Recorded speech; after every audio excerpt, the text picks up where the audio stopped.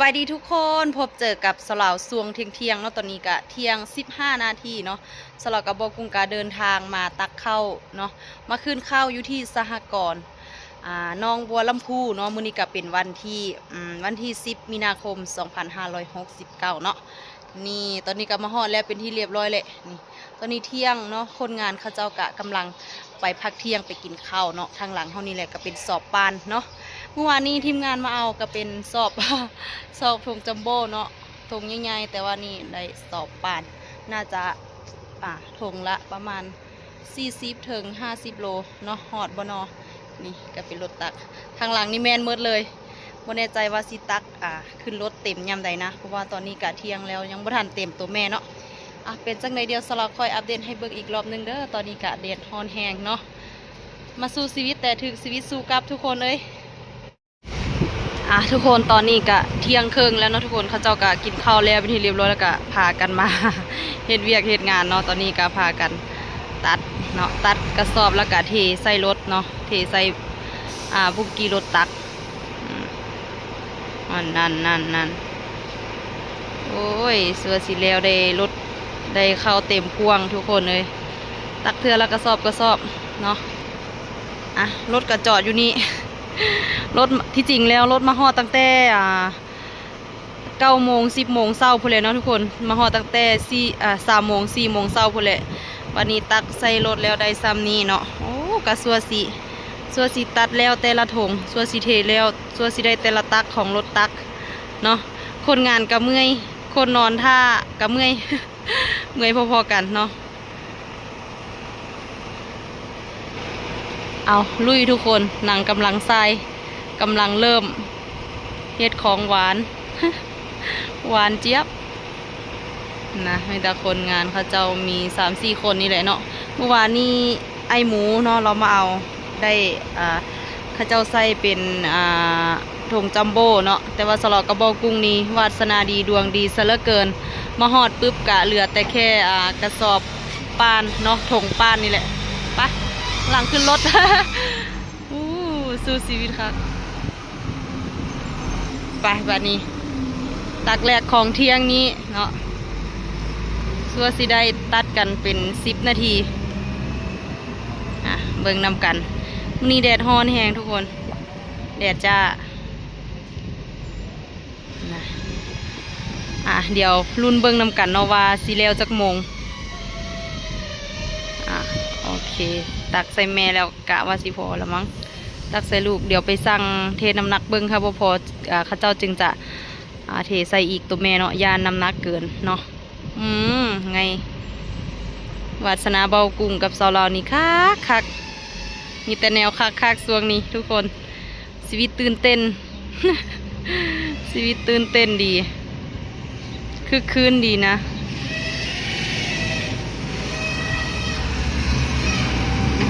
เบากุ้งกะนอนท่าอยู่เทิงรถพูแลทุกคนเลยแดดร้อนเนาะเรากะเจ็บตานำไม่แทงตาเป็นคล้ายๆโจรสลัดนี่แหละเดี๋ยวให้ไปเบิ่ง ใส่ผ้าปิดตาคือโจรสลัดนี่แหละทุกคนเห็นตาเดียวเนาะ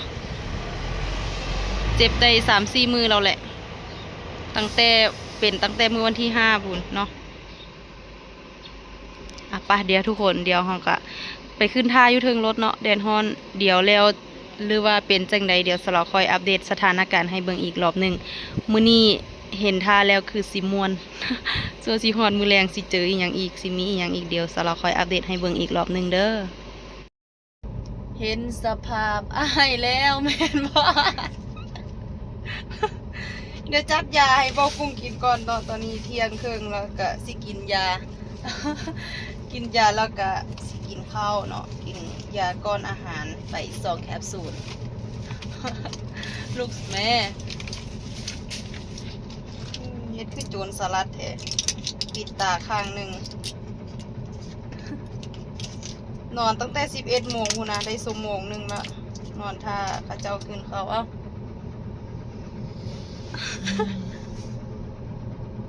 น้ำนี่ดิน้ำลูกข้านไรไหนงานชักมึงไงครับนี่กินน้ำใส่ แล้วหยดยาเอาตาเอายาหยดใส่ตาให้ว่าแล้ว แดดไหม ทานั่งทานอนที่หากินข้าวอยู่ใส่บันนี้บริซื้อแนวกินเมื่อเช้านี้ก็ซื้อนี่ยังกินนั่นแหละ มีแต่ซุปหน่อไม้กับลาเป็ดกับเป็นตอนคือจังเฮ็ดคือจังสีอ้อมนี่แหละ เราไปซื้อปลากระป๋อง โอ้บ่อยากกินอันเก่ารส ก็กิน โอซามื้อแลงค่อยกินเทื่อเดียว มากินมันแล้ว สู้ชีวิตถึกชีวิตสู้กับเป็นจังใดหนาวเหนียงเลยบัดนี้เห็นบ่คนงานเขาเจ้ากำลังคั่นส้ม คั่นส้มอันกระสอบเข้าตาสงสารเด้ซัวสิแล้วซัวสิได้เป็นคันรถเนาะซัวสิเต็มคันรถพ่วงนี่โอ้ย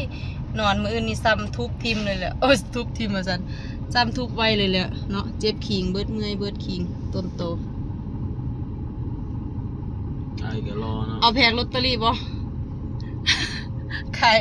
ายลอตเตอรี่เอาได้อีกแล้วตักที่2เนาะ ลูกมันยังมาทันใส่เลยบ่เนี่ย ใส่แล้วได้ครึ่งนึงแล้ว บ่ แม่น บ่าย2 คืนนี่บ่แล้ว บ่ฮู้เดี๋ยวค่อยอัปเดตให้เบิ่งอีกรอบนึงตอนนี้สิหากินข้าวก่อนเด้อทุกคนบ่กุ้งกับฟื้นจากความฝันแล้วแหละบ่ได้ใจว่าฝันอีหยัง นอนข้าวอยู่ บ่ นอนดู อืมโอ เอา เค กินข้าวเองแล้วโอ้ยจะเป็นสบายครับขับรถนี่ ทุกคนตอนนี้ก็ตักข้าวขึ้นรถแล้วเป็นที่เรียบร้อยเนาะสเราคิดว่าจะบ่แล้วง่ายปานนี้เนาะทุกคนสเราคิดว่าจะแล้วตอน4 โมง 5 โมงแรงพูดเนาะเพราะว่าเป็นกระสอบปานเนาะบ่คิดว่าคนงานเขาเจ้าสิเฮ็ดเวียกเก่งปานนี้เนาะทุกคนมีคนงานนํกัน 3-4 คน 4-5 คนนี่แหละประมาณ5 คนนี่แหละเนาะพากันตัดว่าซ่าเนาะ2 โมงครึ่งตอนนี้บ่าย2 โมงครึ่งกะแล้วเป็นที่เรียบร้อยบ่คุมกะกำลังท่าเอาบินน้ำหนักแล้วก็ท่าให้เท่าแก่โอนเงินมาให้เขาเจ้าจังจะปล่อยให้เฮาเอารถออกจากสหกรณ์เนาะทุกคนโอ้เขาเจ้าก็เก่งเด้ทุกคนทั้งสงสารเขาเจ้าพากันตัดตั้งแต่เที่ยงตั้งแต่4 โมงเช้าเนาะจนฮอดบ่าย2 โมงครึ่งจังแล้วเนาะทุกคนเพราะว่าเข้าเที่ยงเขาเจ้ากะเลิกเที่ยงหยุดกินข้าวอิ่มแล้วก็เฝ้าพากันเฮ็ดเนาะบ่ท่าให้ฮอดบ่ายโมงเขาเจ้าก็เฝ้าเฮ็ดเลยเนาะห่วมแหงห่วมใจกันนี่แล้วไวเนาะทุกคนเพราะว่าแต่อีหยังกันเฮาสามัคคีกันมันจะแล้วไวแบบนี้แหละเนาะเดี๋ยวสเราขึ้นไปกินข้าวอยู่เทิงรถก่อนเด้อตอนนี้บ่กุ้งกำลังถ้าให้กระเจ้าโอนเงินให้แล้วเฮาจะเดินทางไปเดี๋ยวสเราค่อยอัปเดตให้เบิ่งอีกรอบนึงเนาะ